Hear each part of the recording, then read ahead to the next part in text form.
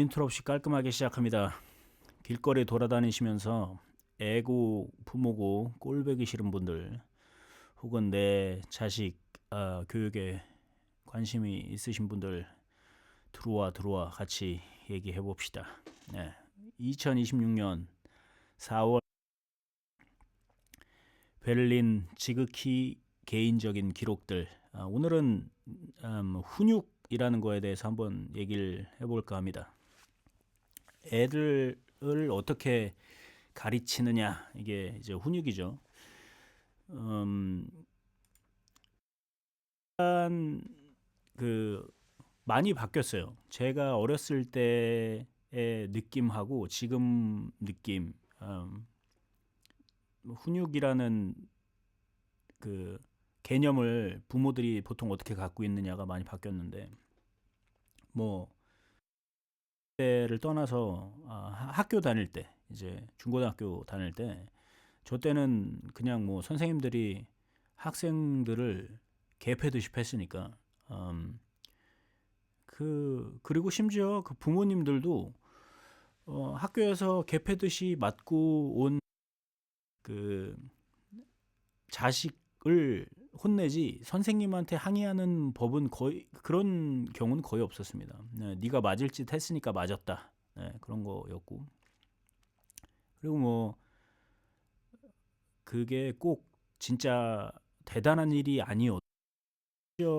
교복을 입고 다녔는데 교복 상태가 안 좋아도 싸대기, 명찰 안 달고 와도 싸대기, 머리 좀 길어도 싸대기, 뭐 그냥 싸대기 정도 맞는 거는 그냥 뭐 아침 인사 같은 느낌으로 거의 때렸으니까,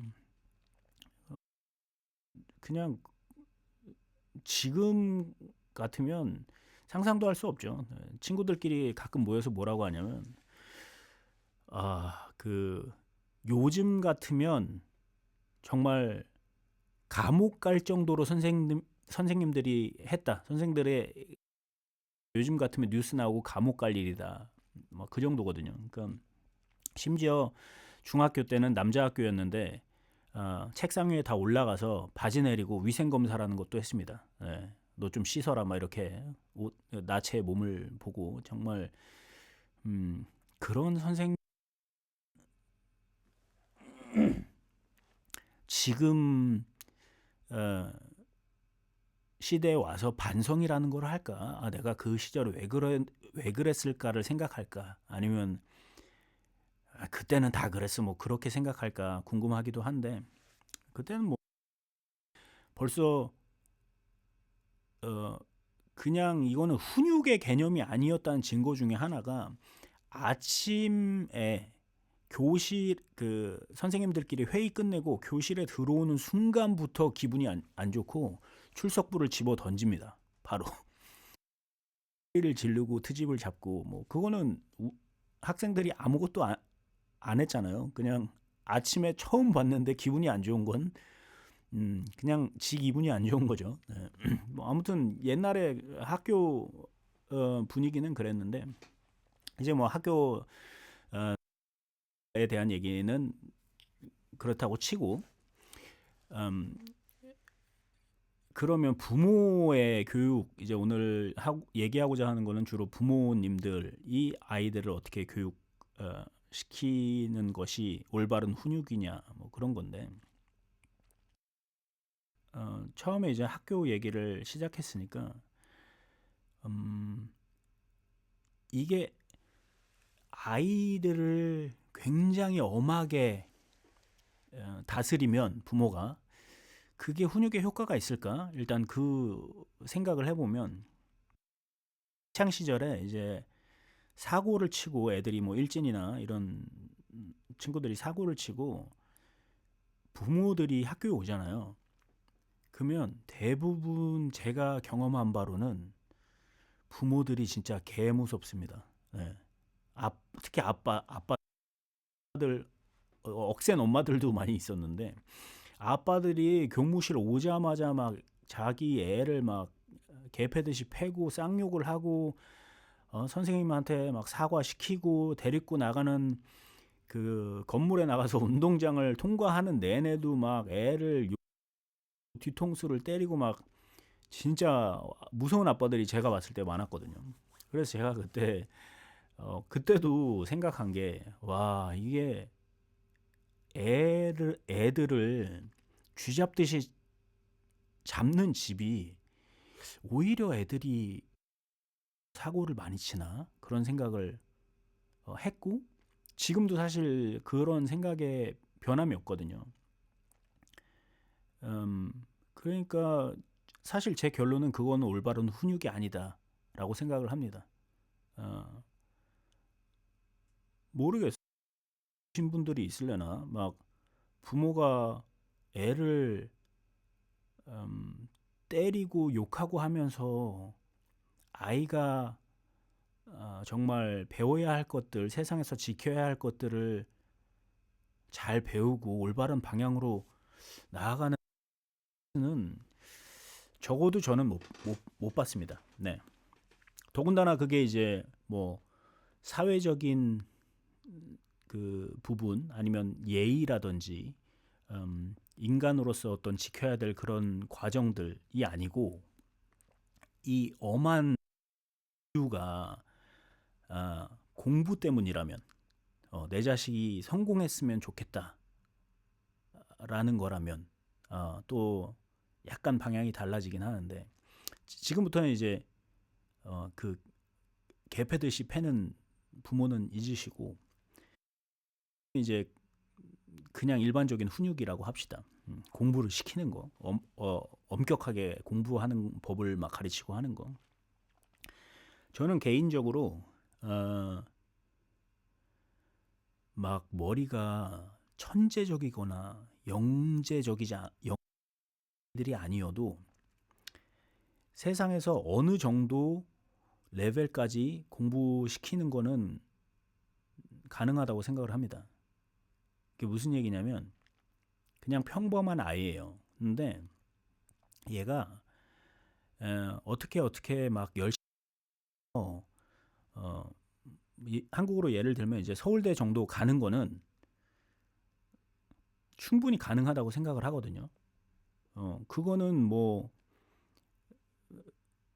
진짜 자기가 열심히 했는데 부모가 서포트도 하고 서울대를 그러니까 못 갈 수도 있겠죠. 근데 이거는 진짜 머리가 나빠서 못 갔다. 이런 경우는 드물다고 생각을 해요.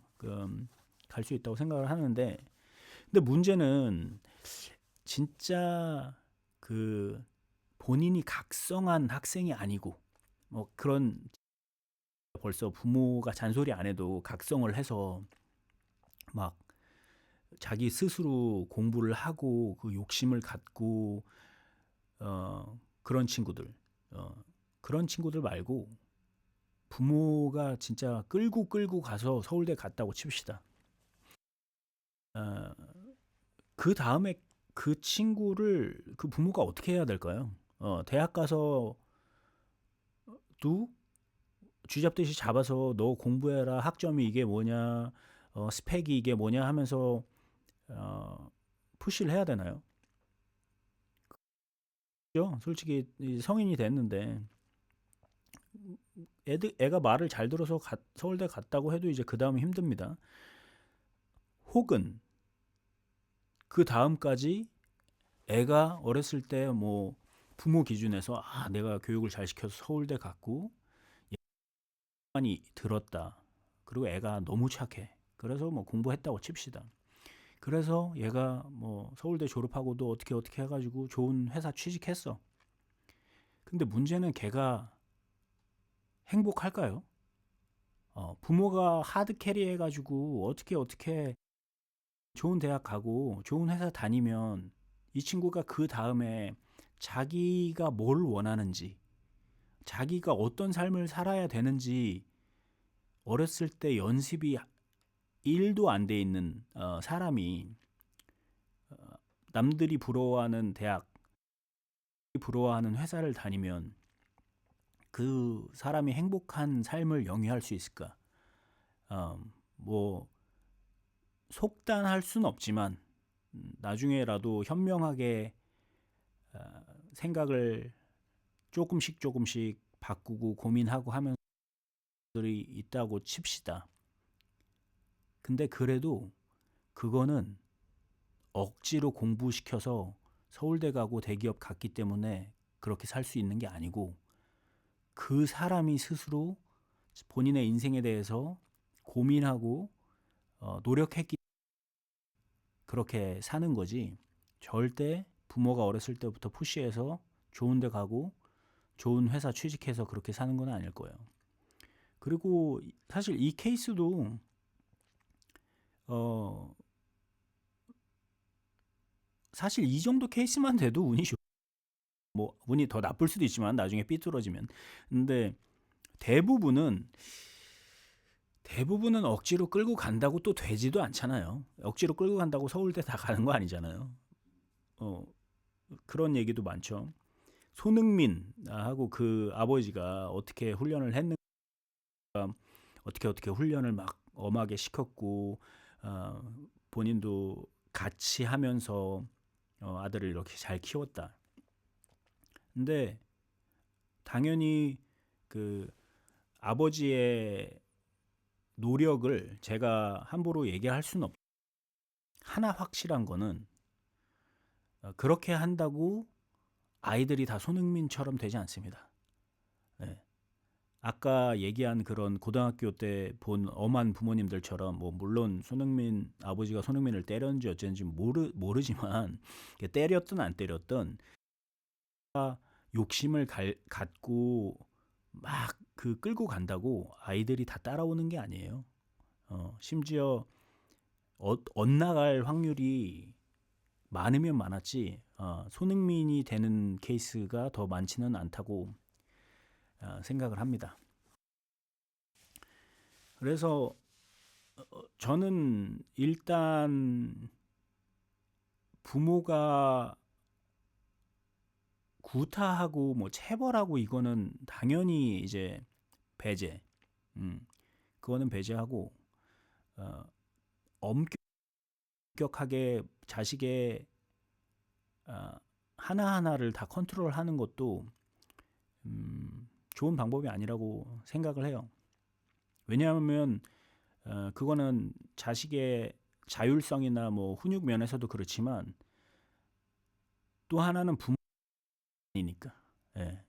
막 얼마나 그 육아를 하고 자식을 키운다는 게 얼마나 힘든 일입니까? 성인이 돼도 힘든데 어렸을 때부터 그 돌보고 막 그러다 보면 이제 짜증나고 피곤할 때, 힘들 때, 뭐 당연히 이제 행복할 때가 더 많을 수 있지만, 아이 보면서 기쁨이 더 많지만, 오늘 이제 훈육에 대한 얘기니까 많죠. 짜증날 때, 피곤할 때. 근데 저는 개인적으로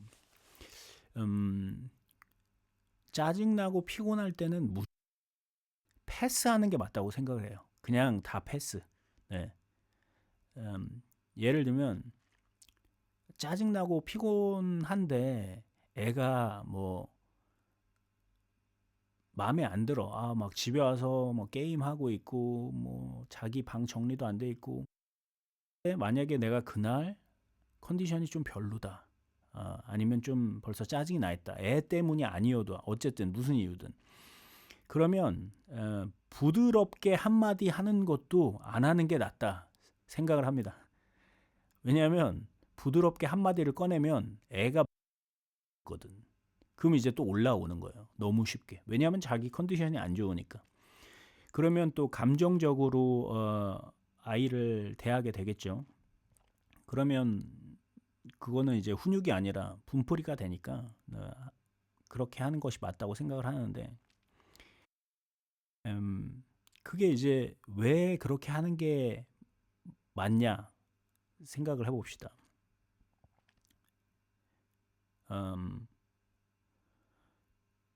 예를 들면 어린이집에서 어떤 사고 같은 거 많이 나잖아요.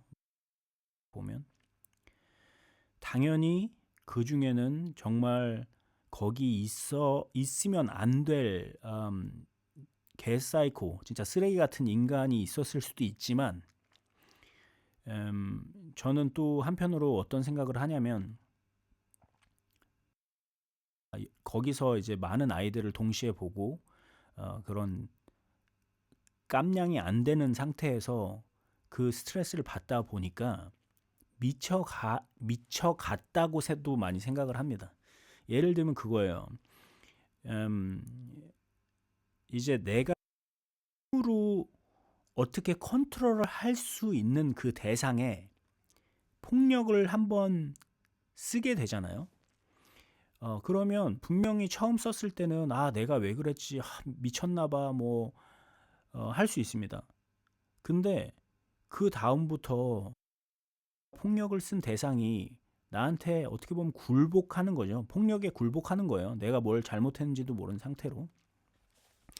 그러면 일단은 그 폭력의 효과가 드러납니다. 그러면 두 번째 그런 비슷한 상황이 오면 가장 쉬운 해결책을 찾으니까 또 폭력을 쓰게 돼요. 그게 언어든 뭐 미는 거든 아니면 뭐 어느 선을 넘는 진짜 심각한 거든 또 무조건 사용하게 됩니다. 그리고 그 상황이 또 오면 더 심한 거를 사용하게 돼요. 왜냐하면 이 정도는 내성이 생겨서 안 되는구나 하니까 더 강력하고 더 비인간적인 폭력을 쓰게 되죠. 그러면 이제 초반에는 뭐 죄책감도 있고 뭐 찝찝함도 있고 막 하지만 인간은 분명히 스스로 명분을 찾을 거예요. 이게 폭력에 익숙해지면 폭력을 행하는 사람이 분명히 명분을 찾고 중독이 되어가는 과정이 있다고 생각합니다. 마치 제가 아까 처음에 언급했던 그 시절 학교 선생님들처럼 나중에는 무감각해지는 거예요. 혹은 뭐 때리는 것까지는 아니지만 언어적인 폭력을 행하는 사람도 그거를 받아들이는 사람도 그냥 이 상황은 서로가 괴물이 되어가는 뭐 당연히 피해자가 괴물이 된다는 거는 잘못했다라기보다는 돼가는 과정이죠. 그렇다고 생각을 합니다. 저는. 그래서 위험한 거예요. 그래서 이게 한번 시작하고 효과를 보면 그 다음에 위험해지는 거라고 생각을 하는데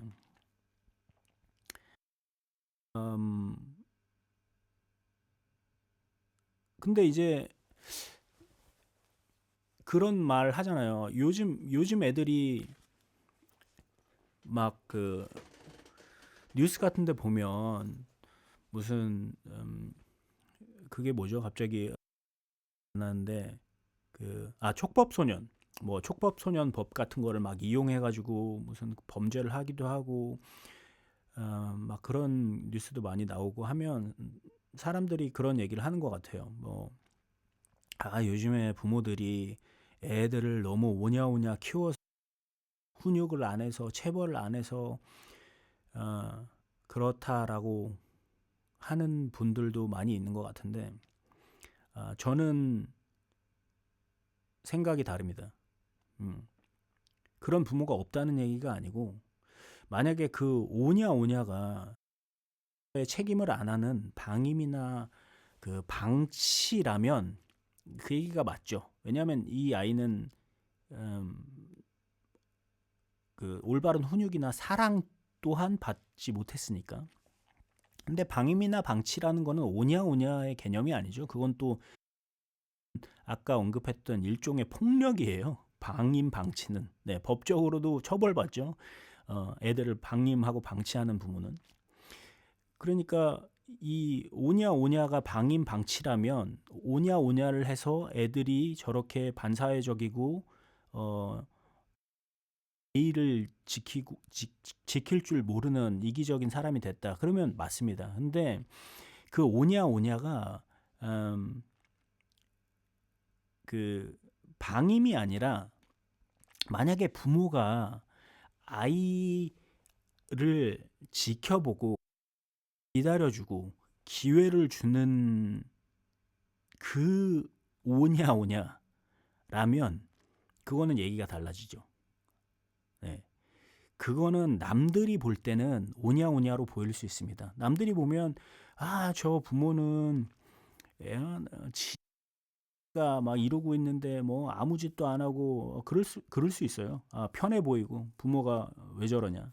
애를 저럴 때는 막 족쳐야지 왜 저래 막 할 수 있는데 아, 제 생각에는 그게 더 부모 일이에요. 네. 부모로서 그냥 애를 어렸을 때부터 막 룰 안에서만 행동하게 만들면 부모가 오히려 더 편합니다. 밥도 앉아서 잘 먹고 말도 잘 듣고 한번 그냥 이놈 막 눈치 이렇게만 해도 그냥 말을 탁탁 들으면 부모가 편하죠. 근데 그렇게 안 하면 아이에게 어떻게 보면 좀 사고를 칠 수 있는 그 예방을 미리 부모가 하는 게 아니니까 그 기회를 주면서 교육을 하니까 그 뒤처리를 감당해야 하는 부분이 부모한테 더 힘든 거예요. 예. 물을 엎지를 것 같은 나이면 부모가 그냥 너는 가만히 있어 내가 갖다 줄게. 마시면서 엎지를 것 같으면 먹여주고 그렇게 하면 오히려 사고 날 일이 별로 없죠.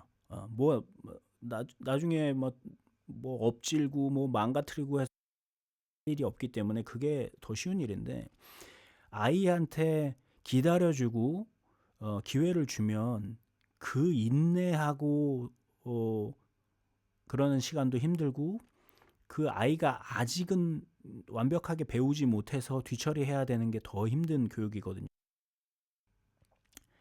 근데 저는 그런 교육이 더 맞다고 생각을 해요. 어느 정도 그 아이가 나이에 맞는 그런 경험을 하면서 스스로 깨쳐나가는 공부. 이게 진짜 세상에서 뭐가 맞고 뭐가 틀리는지를 스스로 생각하고 고민할 수 있는 기회를 이때부터 배우는 겁니다. 너 이놈의 새끼 그러면 안 돼. 사람들 많은 데서는 이러지 마 막 하면서 쥐잡듯이 잡으면 배우는 것 같지만 절대 그게 배우는 것이 아니라 그냥 엄마 아빠가 나한테 화가 났구나에 집중을 하지 배우는 부분은 더 적다고 쳐요. 생각을 해요. 그게 왜 그러냐면 애들은 그 진짜와 가짜 교육 훈육을 귀신같이 구분을 합니다. 예. 예를 들면 애가 좀 예의 없게 해서 막 불같이 아빠가 소리 지르고 어떤 부모는 때리기도 하고 막 무섭게 막 훈육을 한다 막 애를 붙잡고 흔들고 막 하면서 막 소리를 지르면 애가 예의 있게 자랄까요? 내가 이거를 엄청 잘못했구나. 조용히 해야 되는데 엄청 잘못했으니까 엄마가 엄청 화가 났네. 나는 다음부터는 이거 사회에서 이렇게 행동하는 게 맞으니까 이렇게 해야겠다. 일까요? 아니면 엄마가 화가 나지 않게 하려면 이렇게 해야 될까요? 저는 후자라고 생각을 하거든요. 그냥 단지 엄마가 화가 나지 않는 방법을 찾는 거지. 실제 예의, 규율 같은 거를 절대 배우지 못한다고 생각합니다. 그래서 저는 오히려 어린 나이에 무엇을 깨닫게 해주려면 어른의 관용이 필요하다고 생각을 하거든요. 그러니까 그 관용이라는 거는 다 괜찮아가 아닙니다. 예를 들면 그 비행기에서 뭐 한국 어떤 애랑 같이 타기 전에 막 선물 준비해가지고 막 편지 쓰고 막 했다고 한 얘기 아시는 분들이 있는지 모르겠는데, 그러니까 애가 이제 아주 어린 나이고 막 울 수도 있고 하니까 미리 사과드린다 하면서 막 선물을 다 나눠주고 그 승객들한테 사과를 했대요. 그 글이 세계적으로 좀 퍼지면서 한국 사이트에도 있었고 독일 사이트에도 있었는데 제가 그 댓글의 차이에서 많은 걸 느꼈습니다. 독일은 기본적으로 아이들에 대한 관용이 좀 있어요. 한국 댓글은 주로 엄마 멋있다. 적어도 저 정도는 해야지. 뭐부터 되게 많고 심지어 이제 그 부모 선물을 준비했던 부모랑 관계없이 비행기에서 이제 뭐 애기들하고 그 여행 애들이 기억도 못 하는데 집에 처 앉아 있지 그걸 여행을 애들 있고 왜 하냐 힘들게 부모 욕심이다 막 그런 진짜 글들이 정말 많았고 되게 놀라운 거는 독일의 많은 댓글은 사과를 왜 하냐 애기는 우는 게 당연하다. 그리고 우리가 모두가 애기였고 그렇게 키웠다.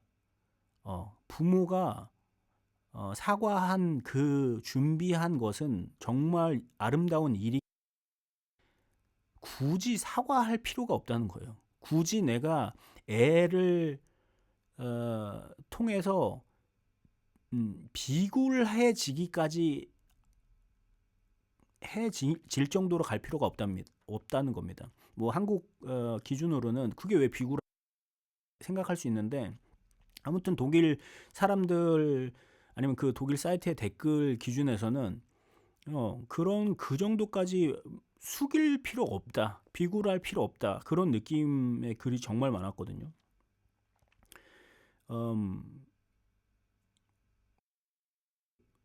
한 예로 제가 옛날에 그 코로나 때 이제 코로나 검사를 하잖아요.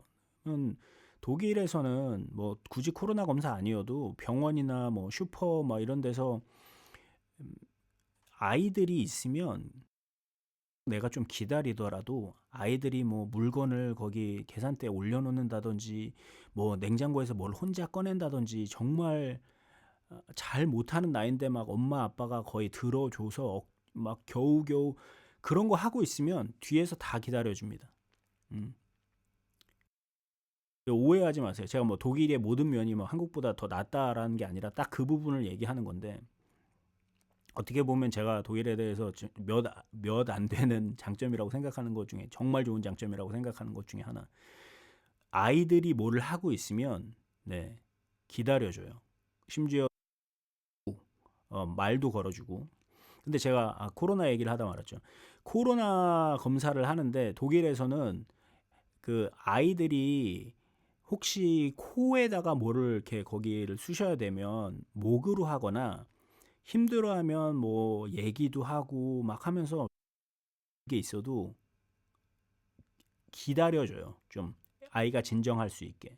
그러고 하지 막 뒤에 사람 기다리고 있는데 왜 그러냐 하면서 다짜고짜 쑤시질 않는데 제가 한국 들어가서 검사를 한번 하는데 사람 뒤에 몇 명 기다리고 있으니까 막 앞에 검사하시는 분 뒤에서 기다리는 분 애가 조금 나 무서워 하니까 그냥 난리가 나더라고요. 막 그리고 가차 없이 막 왜 그러냐 막 하면서 코를 쑤셔가지고 진짜 너무 어이가 없고 아이도 막 울고 그랬던 경험이 있는데 그런 건 같아요. 어, 여기서 봅시다. 그 한국에 사회적으로 나를 아이로서 관용 없이 수용해주지 않으면 그 아이가 앞에 막 힘들게 일하는 사람 있고 뒤에 기다리는 내 감정 따위는 필요 없고 그냥 나는 해야 되는구나라는 거를 어, 그런 걸 배우는 사회에서 자란 아이가 더 사회에서 지켜야 할 어떤 룰들과 예의와 인성이 갖춰질까요? 아니면